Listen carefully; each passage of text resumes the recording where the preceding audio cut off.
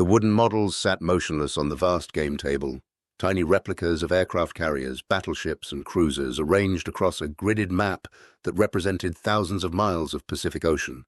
It was the morning of May 1st, 1942, and inside the converted mess hall of the battleship Yamato, 20 senior officers of the Imperial Japanese Navy filed in, wearing their dress uniforms. They had come to test the plan that would decide the war. Vice Admiral Chuichi Nagumo entered last.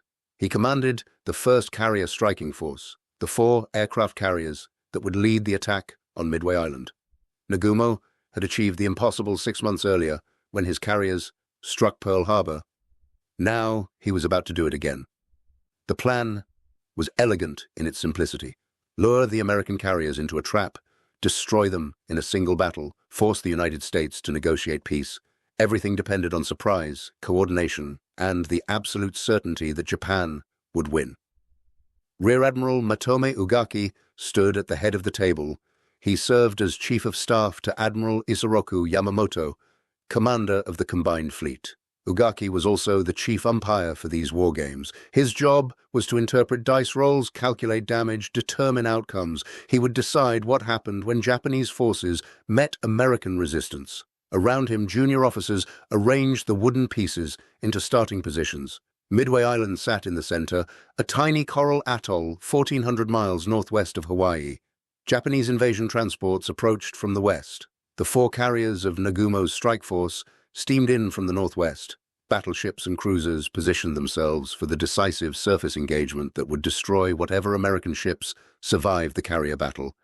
The games would run for 4 days. Every phase of the operation would be tested. The diversionary attack on the Aleutian Islands, the movement of invasion forces toward Midway, the bombing of the island's defenses, the submarine cordon to intercept American reinforcements, the landing of troops. Everything had been planned down to the smallest detail.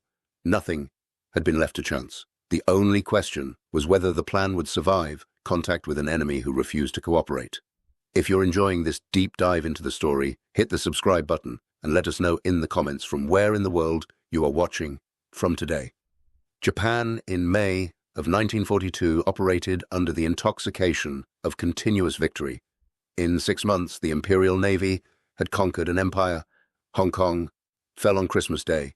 Manila fell on January 2nd. Singapore, the supposedly impregnable fortress, surrendered on February 15th with 85,000 British and Commonwealth troops taken prisoner. The Dutch East Indies collapsed in March. Burma fell in May. The carrier task force had struck Pearl Harbor, raided the Indian Ocean, sunk the British carrier Hermes, and supported invasions across Southeast Asia without suffering a single carrier loss. The victories bred a particular kind of confidence. Japanese planners called it victory disease, the assumption that success would continue simply because it had succeeded before, the belief that the enemy could not adapt, could not learn, could not get lucky. Every operation had worked, every battle had been won. The idea that Japan might actually lose seemed absurd. That disease infected the war games from the moment they began. The games started with Nagumo's carriers approaching Midway from the northwest. At dawn, on the simulated day of attack, wooden aircraft pieces were moved from the carrier models toward Midway. The umpires rolled dice to determine how much damage the attack caused. The results were favorable. Midway's defenses were suppressed. The airfield was cratered. Shore installations burned. The first strike succeeded exactly as planned. The junior officer, playing the American commander, tried something unexpected. He launched land-based bombers from Midway to attack the Japanese carriers, while their own aircraft were away, striking the island. It was precisely the kind of aggressive move that could devastate a carrier force in real combat. Carriers are most vulnerable when their aircraft are in the air, when flight decks are crowded with armed and fueled planes preparing to launch or land. A well-timed bombing attack on a deck covered in aviation fuel and ordnance could create a catastrophic chain reaction. Lieutenant Commander Masatake Okumiya served as umpire for this phase of the game. He was a carrier division staff officer who understood naval aviation. Following the rules, Okamiya rolled dice to determine how many hits the American bombers scored. The dice showed 9. According to the damage tables used in wargames, 9 hits meant catastrophic results. 2 carriers sunk. Akagi and Kaga, the largest carriers in the strike force, were ruled destroyed. Ugaki watched this result with visible displeasure. 2 carriers sunk by land-based bombers. Impossible. He did not believe the Americans would be that aggressive. Even if they were, Japanese carriers could defend themselves. The Zeros would intercept the bombers. Anti-aircraft fire would shoot down survivors. Maybe a few bombs would get through, but not enough to sink 2 carriers. Not 9 hits. That was absurd. Ugaki overruled the dice. He reduced the hits from 9 to 3. Kaga was still sunk, but Akagi was only damaged. Still operational. The game continued. Okamiya was surprised, but said nothing. He was a lieutenant commander. Ugaki was a rear admiral and Yamamoto's right hand. Objecting would accomplish nothing except damage his career. The other officers in the room watched this intervention and understood the message. The games were not designed to expose problems. They were designed to confirm success. Even the reduced damage was too much for Ugaki to accept. Later in the games, when the scenario moved to the next phase of operations, the invasion of New Caledonia and Fiji, Kaga mysteriously reappeared.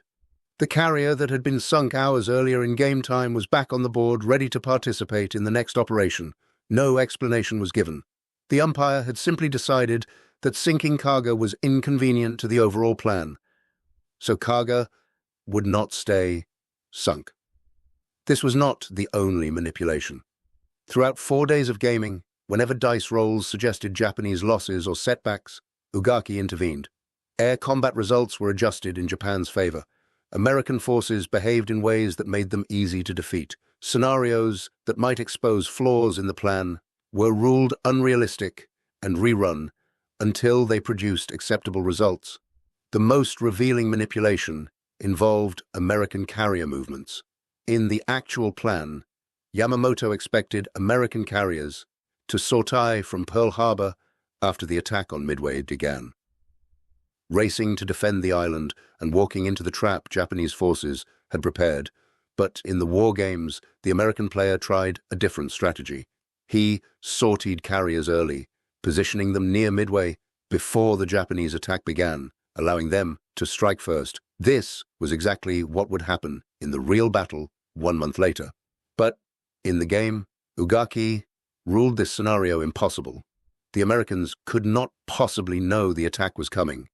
They could not position carriers in advance. The American player was forced to keep his carriers at Pearl Harbor until after the Japanese struck Midway, exactly as Yamamoto's plan assumed they would.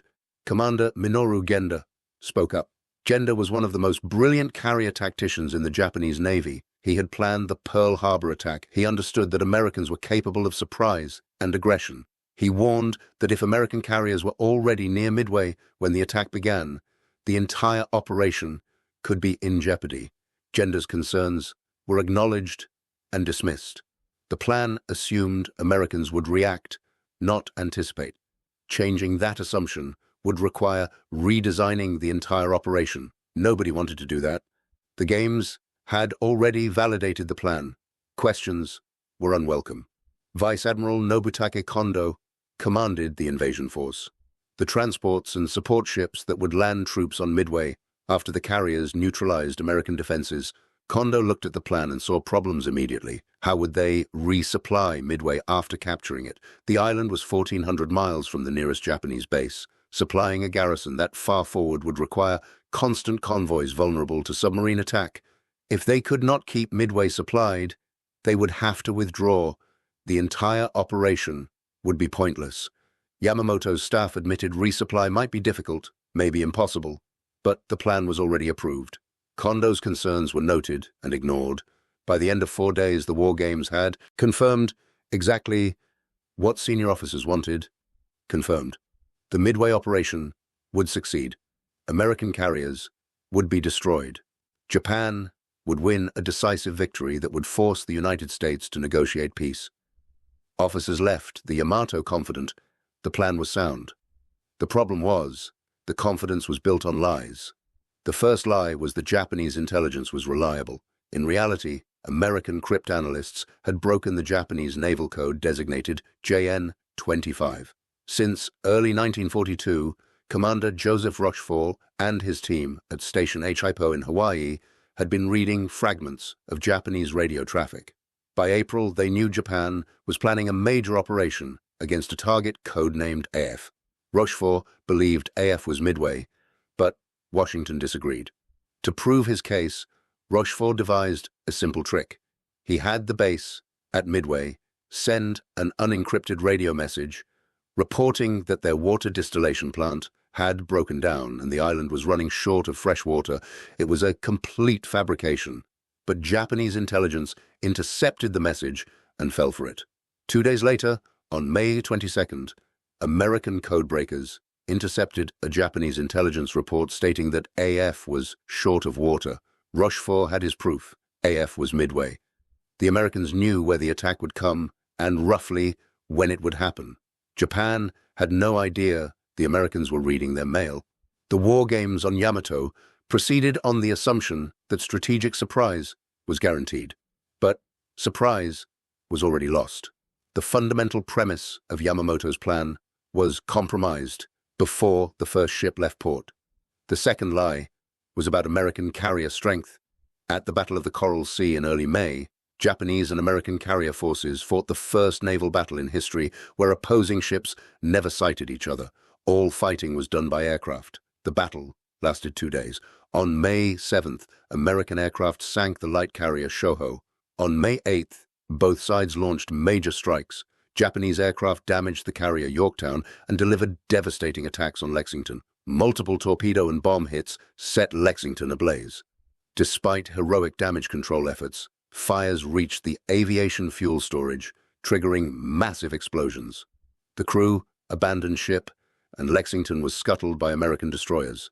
Japanese intelligence assessed Yorktown as sunk alongside Lexington. Pilots reported seeing both American carriers burning and dead in the water. The assessment seemed reasonable, but the reality was different. Yorktown had taken a single bomb hit that penetrated deep into the ship before exploding, but skilled damage control contained the damage. The ship limped away from the battle, trailing oil, but still under power. Japanese intelligence concluded that only 2 American carriers remained operational, Enterprise and Hornet. The Midway plan was built around facing 2 carriers. A force Japanese planners believed that 4 carriers could easily defeat. The math seemed simple. 4 carriers against 2, experienced Japanese pilots against inexperienced Americans. Superior Japanese aircraft against inferior American planes. Victory seemed certain. In reality, Yorktown had not sunk. The ship limped back to Pearl Harbor with a massive hole in the flight deck. A 551-pound bomb had penetrated through 6 decks before exploding above the forward engine room. The explosion destroyed 6 watertight compartments, killed 66 men, wrecked the elevator machinery, disabled the radar and refrigeration systems, and opened seams along 30 hull frames. Fuel oil leaked into the ocean, leaving a slick that stretched for miles behind the ship. Admiral Chester Nimitz, commander of the Pacific Fleet, did not have 90 days for repairs. Station Hippo had broken the Japanese codes. Rochefort's team knew the Japanese were planning a major operation. They knew the target was Midway. They knew the approximate date. Nimitz needed every carrier he could put to sea. He ordered Pearl Harbor's repair crews to do the impossible. When Yorktown arrived on May the 27th, Nimitz cut orders voiding safety regulations. Normally, the ship would spend a full day purging aviation fuel from storage tanks before entering dry dock. Nimitz ordered the ship into dry dock number 1 immediately, with fuel still aboard. More than 1,400 shipyard workers swarmed over Yorktown. They worked around the clock for 72 hours straight, welding steel plates, patching holes, restoring systems. Rolling blackouts across Oahu provided electricity for the massive welding effort. On May 30th, 3 days after entering port, Yorktown put to sea with some repair crews still aboard finishing work as the ship headed for battle. The ship was not fully repaired, but it was operational. Japan would face 3 carriers, not to. The third lie was about timing. Yamamoto's plan assumed American carriers would not sortie until after the attack on Midway began.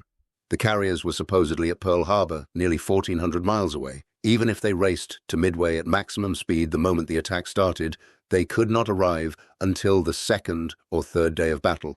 By then, Japanese forces would have captured the island and would be waiting in prepared positions. But Nimitz knew when the attack was coming. He sent Enterprise, Hornet, and Yorktown to sea days before the Japanese fleet arrived, positioning them northeast of Midway at a predetermined rendezvous point called Point Luck. On the morning of June 4th, when Nagumo's carriers launched their attack on Midway, American carriers were already in position 200 miles away, waiting to strike.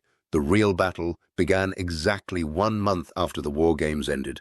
At 4:30 in the morning on June 4th, 1942, Nagumo launched the first strike against Midway. 36 dive bombers, 36 torpedo bombers, and 36 Zero fighters headed for the island. The carriers prepared a second wave, armed with torpedoes to attack American ships if they appeared. At the same time, Nagumo launched 7 reconnaissance aircraft to search for American forces. But the search was poorly organized. Too few aircraft covering too much ocean, flying in bad weather, taking off late due to mechanical problems. One scout from the cruiser Tone was delayed by 30 minutes, a delay that would prove catastrophic. The attack on Midway caused damage but failed to neutralize the island's defenses. The strike leader radioed back that a second attack was necessary. Nagumo made the decision that would doom his fleet. He ordered the second wave of aircraft, which were armed with torpedoes for attacking ships, to be rearmed with bombs for attacking land targets. Deck crews went to work removing torpedoes, bringing planes down to the hangar deck, swapping weapons, bringing planes back up. It was organized chaos, and it left the carriers vulnerable. At 7:28, one of Nagumo's scouts finally reported sighting American ships. The message was vague, giving no indication whether carriers were present. Nagumo hesitated. Should he continue rearming for a second strike on Midway or prepare to attack American ships?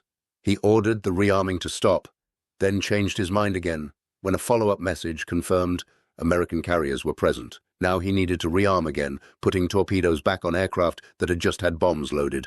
More time lost, more confusion. By mid-morning, Nagumo's flight decks were covered with armed and fueled aircraft, ammunition, and ordnance. Exactly the scenario the war games should have identified as dangerous. Exactly the situation Okumiya's dice roll had predicted. But because Ugaki had dismissed that scenario as unrealistic, no precautions had been taken. American attacks began at 9:30. Torpedo bombers from Hornet, Enterprise, and Yorktown pressed home their attacks with suicidal courage. The obsolete Douglas TBD Devastator was slow and poorly armed. The aircraft had a maximum speed of just 115 miles per hour when carrying a torpedo, making it an easy target for the faster, more maneuverable Zeros. Japanese fighters slaughtered them. Torpedo Squadron 8 from Hornet attacked first. 15 Devastators led by Lieutenant Commander John Waldron flew directly toward the Japanese carriers without fighter escort. Waldron had told his pilots before taking off that if only one aircraft survived to launch its torpedo, the mission would be a success. His prediction was horrifyingly accurate. Zeros swarmed the slow-moving torpedo bombers. One by one, the Devastators were shot down. Some crashed in flames, others broke apart in midair. A few managed to release their torpedoes before being hit. All 15 aircraft were destroyed.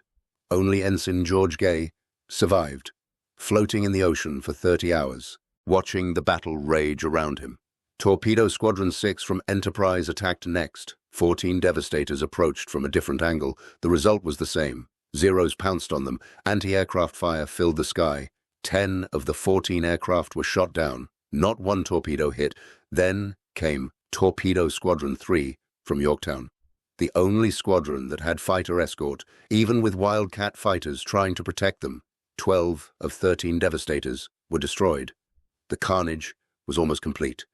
Of 41 Devastators that attacked, only 6 survived. Not a single torpedo hit. The sacrifice seemed meaningless. But The torpedo attacks drew Japanese fighters down to low altitude and scattered the combat air patrol across miles of ocean. The carriers were exposed. High above, invisible to Japanese lookouts focused on the torpedo bombers below, dive bombers from Enterprise and Yorktown were beginning their attack runs. Lieutenant Commander Wade McCluskey from Enterprise had been searching for the Japanese fleet for over an hour, burning fuel his squadron could not spare. At 10 o'clock, running low on fuel and considering turning back, McCluskey spotted the Japanese destroyer Arashi racing northeast to rejoin the fleet after hunting for the American submarine Nautilus. McCluskey followed the destroyer's wake. At 10:22, McCluskey led 37 Douglas SBD Dauntless dive bombers from Enterprise into a nearly vertical dive toward Akagi and Kaga. 2 minutes later, Lieutenant Commander Maxwell Leslie led 17 more Dauntlesses from Yorktown toward Soryu. The Japanese carriers had no warning. Their fighters were at sea level, chasing torpedo bombers. Anti-aircraft gunners were focused downward. Nobody saw the dive bombers until bombs were already falling. The attack took 5 minutes. In those 5 minutes, the course of the Pacific War reversed. Kaga took 4 bomb hits. The first penetrated the flight deck near the forward elevator. The next 3 straddled the midship elevator. All 4 bombs detonated among aircraft being rearmed on the hangar deck. Aviation fuel ignited. Torpedoes exploded. Ammunition cooked off. Within minutes, the interior of the carrier was an inferno. 800 men died. Kaga sank that evening. Akagi took only 1 bomb hit, striking the flight deck near the midship elevator. But the damage was catastrophic. The bomb detonated among armed aircraft waiting to launch. Fuel and ordnance exploded in a chain reaction that gutted the ship. Nagumo was forced to transfer his flag to the light cruiser Nagara. Akagi burned through the night and was scuttled the next morning by Japanese destroyers. Soryu took 3 hits in as many minutes. Like Kaga and Akagi, Soryu's hangar deck was packed with armed aircraft and ordnance. The bombs triggered explosions that tore the ship apart. Soryu sank that evening, taking 700 men with her. 3 carriers destroyed in 5 minutes. Exactly what the dice had predicted in the war games. Exactly what Ugaki had ruled impossible. Hiryu, the 4th carrier, was operating separately and escaped the initial attack. Admiral Taman Yamaguchi, Hiryu's commander, immediately launched a counterattack against the American carriers. His aircraft found Yorktown and put 3 bombs into her at noon. Damage control crews worked miracles. Within 2 hours, Yorktown was steaming at 19 knots and recovering aircraft. Japanese pilots returning from a second strike thought they were attacking a different undamaged carrier. They put 2 torpedoes into Yorktown's port side at 4:20 in the afternoon. This time the damage was too severe. The ship lost all power and developed a 23-degree list. Captain Elliot Buckmaster ordered the ship abandoned. Later that afternoon, dive bombers from Enterprise found Hiryu and hit her with 4 bombs. Like the other carriers, Hiryu was doomed by fires and induced explosions. She sank the next morning. Admiral Yamaguchi chose to go down with his ship. By the end of June 4th, Japan had lost all 4 carriers that participated in the attack on Pearl Harbor. Approximately 3,000 Japanese sailors and pilots were dead, including many of the most experienced and highly trained aviators in the fleet. The carriers could eventually be replaced. The pilots could not. It took years to train a carrier pilot to the skill level Japan had lost in a single day. The United States lost Yorktown, finally sunk by the Japanese submarine I-168 on June 7th, and the destroyer Hamon.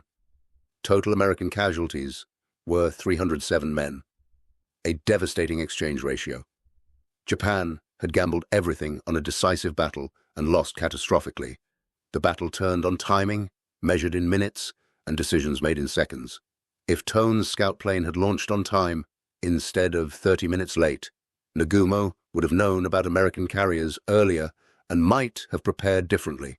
If American dive bombers had arrived 10 minutes earlier or 10 minutes later, Japanese fighters would have been in position to intercept them. If Nagumo had not changed his mind about rearming his aircraft, his flight decks would not have been covered with explosives when the bombs fell. But the deeper cause of the disaster was the overconfidence built during those 4 days of war games on Yamato. Because Ugaki overruled the dice. Japanese planners never seriously considered what would happen if carriers were attacked while rearming aircraft. Because the games assumed Americans would not sortie early, no provisions were made for detecting American carriers before they struck. Because uncomfortable scenarios were dismissed as unrealistic, the Japanese fleet sailed into battle unprepared for exactly the situation they encountered. The man who played the American side in the war games, the unnamed junior officer who sent land-based bombers against Japanese carriers while they were vulnerable, had predicted the battle more accurately than Japan's senior admirals. But nobody listened to him, because the scenario was ruled impossible by an umpire who refused to accept that Japan might lose. Japan tried to conceal the scale of the disaster. Radio Tokyo announced a great victory at Midway. The Japanese public was told that American forces had been driven back with heavy losses. No mention was made of the 4 carriers. Casualty lists were not published.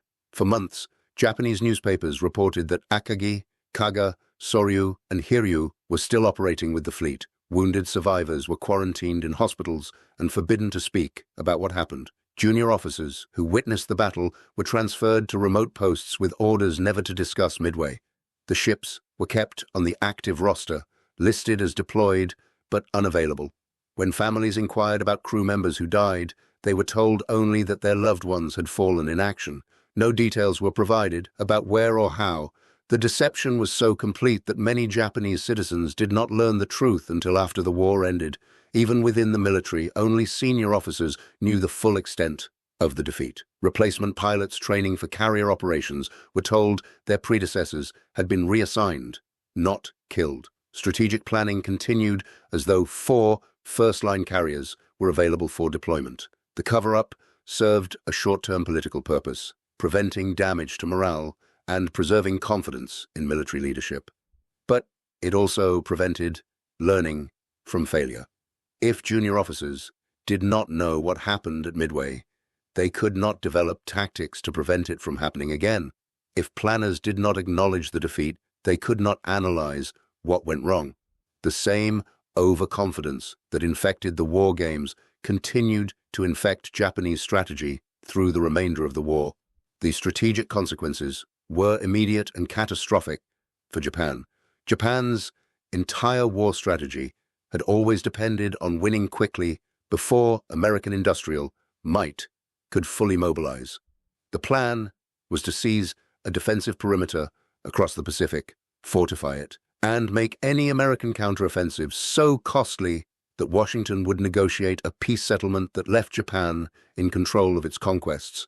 Midway was supposed to be the decisive battle that would destroy American carrier power and force that negotiation. When the knockout blow failed, when the 4 carriers sank instead of achieving victory, Japan's strategic position became hopeless. The defensive perimeter was incomplete. American carriers remained a threat. And now, Japan had lost 4 fleet carriers, over 300 aircraft, and nearly 3,000 trained personnel, including irreplaceable veteran pilots. The losses could not be made good in time to matter. American forces began offensive operations at Guadalcanal in August of 1942, barely 2 months after Midway. The landing caught Japan by surprise. For 6 months, both sides poured resources into the struggle for the island and the surrounding waters. Japan fought desperately to hold Guadalcanal, but without carrier superiority, every battle became harder. The naval battles around Guadalcanal throughout late 1942 and early 1943 cost Japan 2 more carriers, Ryujo and Hiyo, along with hundreds more irreplaceable pilots. Meanwhile, American shipyards were launching new carriers at an astonishing rate that Japanese planners had not believed possible. The Essex-class fleet carriers were massive ships, displacing 36,000 tons, capable of carrying nearly 100 aircraft and built to take punishment. The first Essex-class carrier joined the fleet in December of 1942, less than 6 months after Midway. More followed at intervals of just a few months. By mid-1944, the United States had more fleet carriers in the Pacific than Japan had possessed at the start of the war. Escort carriers built on merchant ship hulls using mass production techniques came off production lines even faster. These smaller carriers could not match fleet carriers in aircraft capacity or speed, but they could provide air cover for convoys, support amphibious landings, and hunt submarines. American shipyards launched escort carriers at a rate of one every few weeks. By 1944, the United States Navy had more than 100 escort carriers in service. The industrial capacity that had seemed irrelevant in May of 1942 became decisive by 1944. American factories produced aircraft by the tens of thousands. In 1944 alone, American industry built nearly 100,000 aircraft of all types. Training programs graduated new pilots by the hundreds every month. The United States had enough productive capacity that damaged ships were repaired in weeks instead of months. Lost aircraft were replaced faster than they could be shot down. Pilot losses could be made good from a seemingly inexhaustible pool of trained aviators. Japan could not match this production. The industrial base was smaller. Resources were scarcer. Shipyards struggled to complete new carriers against competing demands for steel, labor, and resources. Aircraft factories operated under constant threat of air attack as American bombers reached deeper into Japanese territory. The pilot training program, already strained by combat losses, could not replace losses fast enough while maintaining quality standards. By the Battle of the Philippine Sea in June of 1944, Japanese carrier air groups were staffed with inexperienced pilots who stood no chance against veteran American aviators. The result was a massacre the Americans called the Great Marianas Turkey Shoot. If you find this story engaging, please take a moment to subscribe and enable notifications. It helps us continue producing in-depth content like this. Ugaki survived Midway, though his reputation suffered quietly within circles that knew the truth. He continued serving as Yamamoto's chief of staff through 1943. In April of 1943, American P-38 fighters, guided by decoded Japanese radio traffic, intercepted and shot down Yamamoto's aircraft over Bougainville. Ugaki was on the same flight, but survived the crash with severe injuries. After months of recovery, Ugaki commanded battleship divisions and shore bases. He kept a detailed diary throughout the war. The diary reveals a man conflicted between loyalty to the plan he helped create and growing awareness that the war was lost. He acknowledged mistakes, but never fully accepted responsibility for the war games that validated a flawed strategy. On August 15, 1945, Japan surrendered. Emperor Hirohito announced the decision in a radio broadcast heard across the nation. The next day, Ugaki led a final unauthorized kamikaze mission, flying a bomber toward American ships off Okinawa. He died in the attack, one of the last casualties of the war he helped prolong through overconfidence and wishful thinking. The story of the rigged war games remained hidden for years.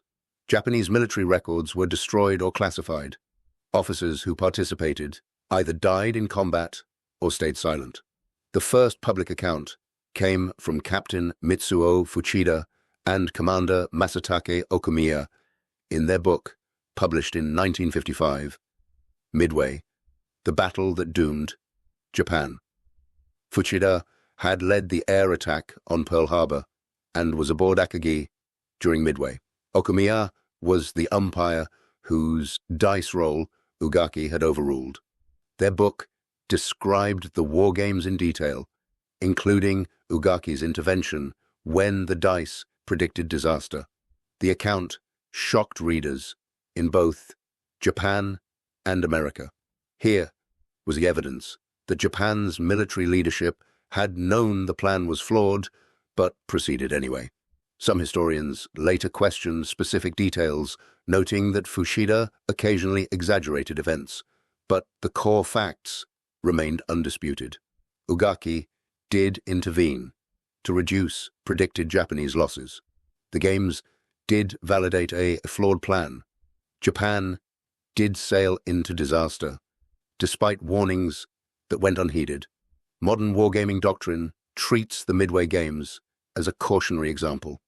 Professional military education uses the story to illustrate confirmation bias, the tendency to seek information that validates existing beliefs and ignore information that challenges them. War games are supposed to expose problems, not hide them. Umpires must enforce rules impartially, not adjust results to produce desired outcomes. The United States learned opposite lessons from the same battle. American war games, before Midway, had been rigorous and honest, exposing multiple ways operations could fail. When Nimitz planned the defense of Midway, he knew from gaming exercises that carrier battles could turn on tiny margins of timing and position. He positioned his forces to maximize surprise while minimizing exposure. Rochefort's code-breaking gave Americans information advantage, but information alone does not win battles. Americans still had to make correct decisions based on that information. They had to position carriers precisely, time attacks perfectly, and execute tactics flawlessly. The 5 minutes that destroyed 3 Japanese carriers required months of preparation, training, intelligence gathering, and realistic assessment of capabilities. Japan had advantages of a larger fleet, more experienced pilots, and superior aircraft. But Japan also had overconfidence, rigid planning, and leadership unwilling to question assumptions. When the dice predicted disaster during the war games, Ugaki changed the dice instead of changing the plan. When reality proved the dice were right, it was too late. The lesson extends beyond military strategy and speaks to fundamental problems in organizational decision-making. Any organization facing complex challenges must honestly assess risks and welcome bad news. The moment an organization starts believing its own propaganda, starts dismissing uncomfortable data because it contradicts desired outcomes, starts punishing messengers who deliver warnings, that organization is heading for disaster. Leaders who punish messengers for delivering uncomfortable truths guarantee those truths will be hidden until disaster strikes. In the Japanese military hierarchy of 1942, junior officers knew that questioning senior officers could end careers. Okamiya watched Ugaki overrule the dice and said nothing because speaking up would have accomplished nothing except damaging his own prospects. How many other officers noticed problems but stayed silent for the same reason? How many valid concerns were never raised because the culture discouraged dissent? Tests and simulations that always validate existing plans are worthless. The entire point of testing is to find failure modes before they matter. A test that cannot fail is not a test at all. It is theater. The Midway War Games were theater, a performance designed to create the appearance of rigorous planning while actually just confirming what senior officers had already decided. The dice were props. The game table was a stage. And when the props produced the wrong result, they were simply adjusted until they produced the right one.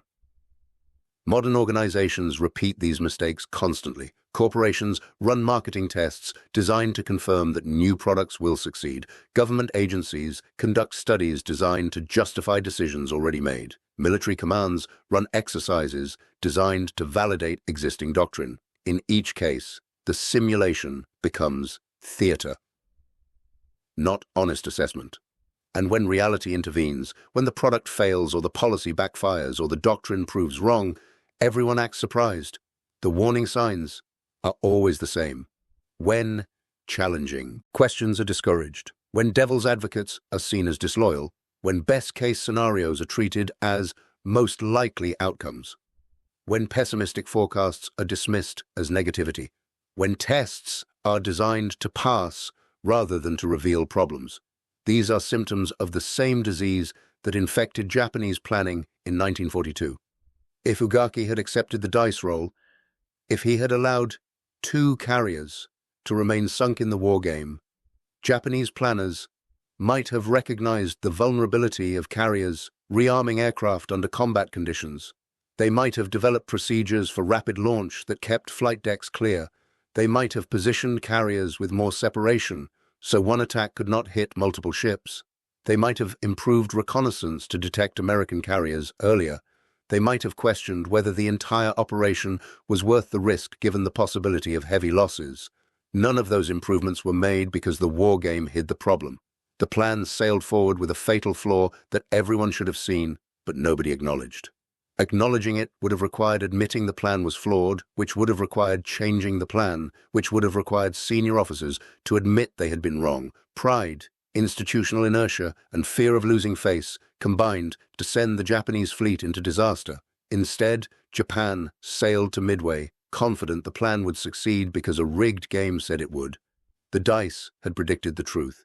The admirals rejected the truth, and in 5 minutes, on June 4th, reality proved the dice were right. 4 carriers burned. 3,000 men died.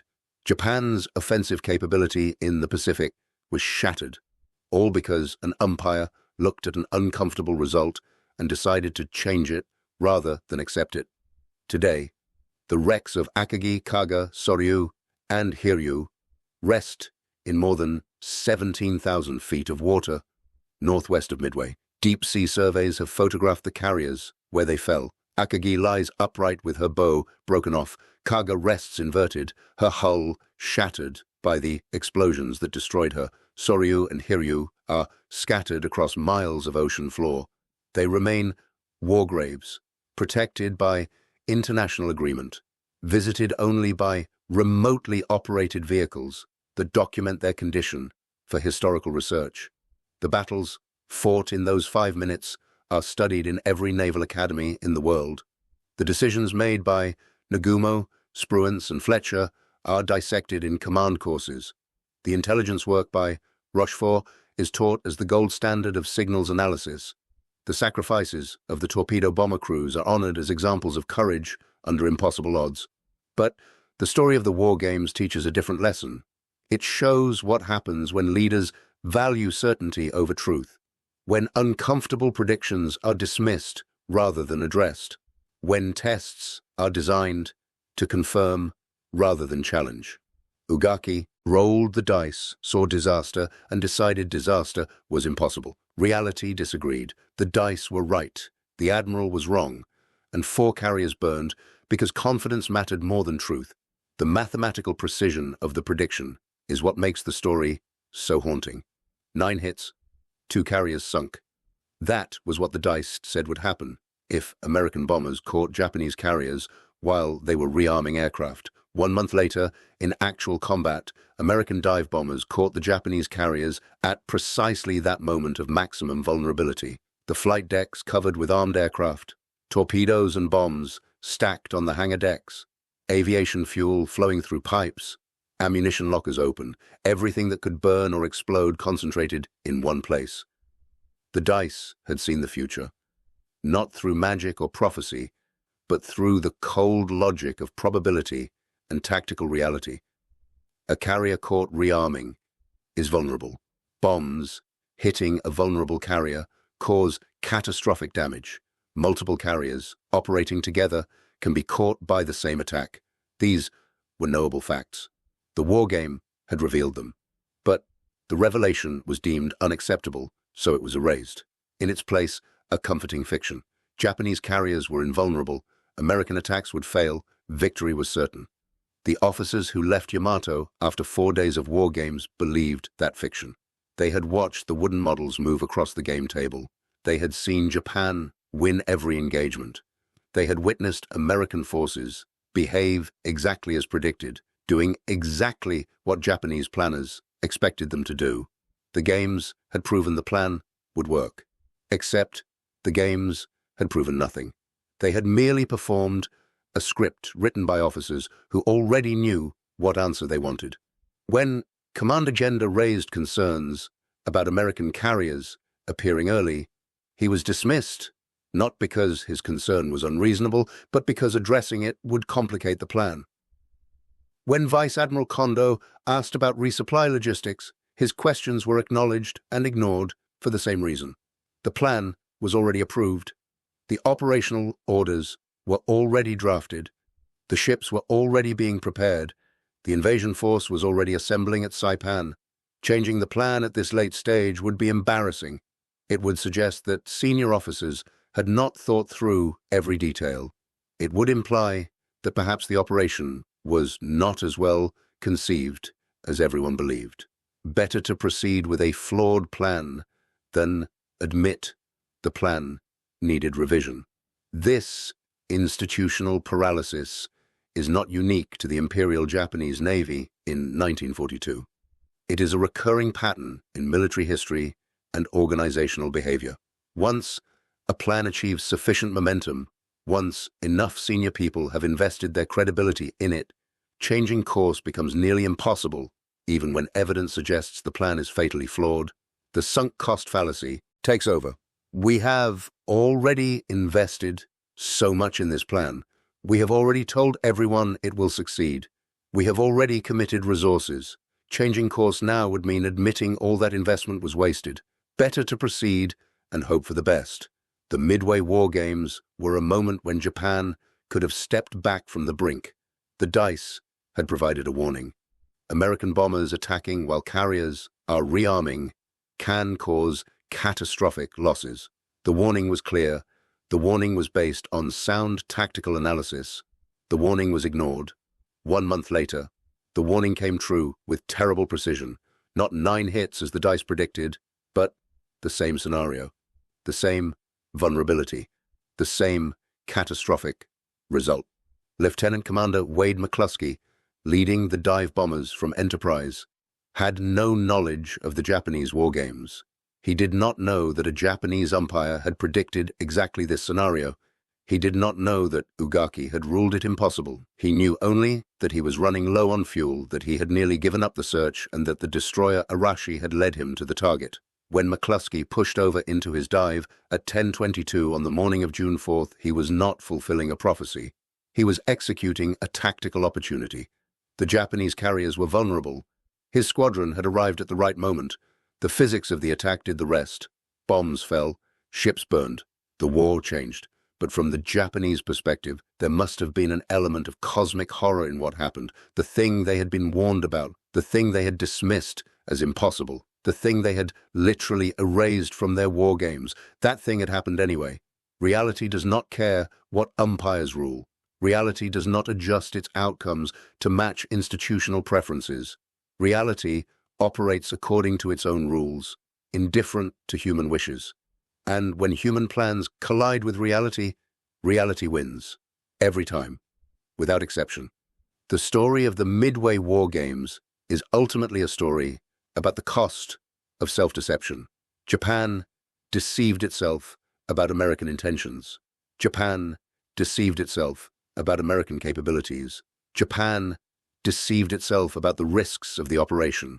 And when those deceptions were exposed by actual combat, the cost was 4 carriers, 3,000 lives, and the beginning of the end of Japan's Pacific Empire.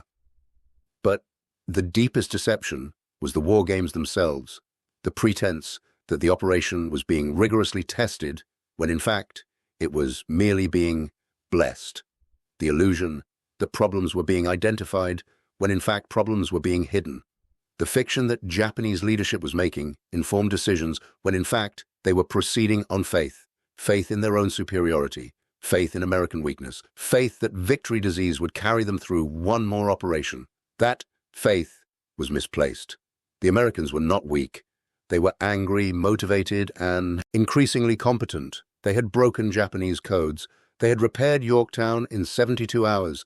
They had positioned carriers at Point Luck days before the battle. They had trained pilots who could execute a coordinated strike with split-second timing. They had dive bombers that could hit a moving target from 10,000 feet. They had everything they needed to turn Ugaki's dismissed dice roll into reality. And on June 4th, 1942, they did exactly that. The war games on Yamato in early May had presented a choice: accept the warning and adjust the plan, or reject the warning and proceed unchanged. Japanese leadership chose the latter. They chose comfort over truth. They chose certainty over honest assessment. They chose institutional harmony over tactical reality. And 1 month later, that choice cost them the war in the Pacific. The dice had tried to tell them. The dice had rolled a 9. 2 carriers sunk. Disaster predicted. But the umpire changed the dice. The carriers were refloated. The disaster was erased. and the fleet sailed toward Midway, believing the plan could not fail. On the morning of June 4th, as Nagumo's carriers steamed toward their rendezvous with history, there was no one left who remembered what the dice had said, or if anyone remembered, they kept silent. The culture of the Imperial Japanese Navy did not reward officers who said, "I told you so." It did not promote people who questioned approved plans. It did not give medals to those who pointed out that senior officers had made mistakes. So even if someone aboard Akagi or Kaga or Soryu or Hiryu remembered the war games, remembered the dice roll, remembered Ugaki's intervention, they would have kept that knowledge to themselves. What good would it do to speak up now? The operation was already underway. The carriers were already committed. The aircraft were already being armed, saying, "This reminds me of that scenario the umpire ruled impossible," would not change anything. It would only mark the speaker as someone lacking in fighting spirit, someone who doubted victory, someone who might undermine morale. Better to stay silent, better to trust in the plan, better to believe that this time would be different. Except this time was not different. This time was exactly what the dice had predicted. American bombers appearing while carriers were vulnerable, bombs hitting ships loaded with explosives and fuel, catastrophic fires that could not be controlled, ships sinking, men dying, the operation collapsing, everything the war games had warned about, everything Ugaki had ruled impossible. All of it came true. At 10:27 on the morning of June 4th, when the first American bombs struck Akagi, Kaga, and Soryu, the dice from the war games finally got their revenge. They had predicted disaster. The Admiral had rejected the prediction, and now the disaster was here, exactly as foretold. The only difference was that reality did not allow do-overs. Reality did not permit umpires to intervene. Reality did not care about institutional sensibilities or career implications or operational momentum. Reality simply delivered what the laws of physics and tactics dictated: 4 carriers burning, 3,000 men dying, an empire's offensive power shattered in 5 minutes. The dice had been right all along. Today, when military organizations conduct war games, the legend of Midway hangs over the proceedings like a ghost. Umpires know the story. Commanders know the story. Junior officers know the story. Everyone knows what happened when a Japanese admiral decided he knew better than the dice. Everyone knows the cost of rigging a war game to produce the desired result. The story has become a cautionary tale taught in military academies worldwide. Do not manipulate war game outcomes. Do not dismiss uncomfortable scenarios. Do not silence officers who raise valid concerns. Do not proceed with flawed plans simply because changing them would be embarrassing. These lessons seem obvious in hindsight. Of course, you should listen to warning signs. Of course, you should take war games seriously. Of course, you should value truth over institutional harmony. But in the moment, in the actual situation, when careers are on the line and operational momentum is building and senior officers have already committed to a course of action, those obvious lessons become very hard to apply. The pressure to go along, to not rock the boat, to support the team is immense. The fear of being wrong, of being the person who derailed an operation that might have succeeded, is powerful. And so, the same mistakes get made over and over.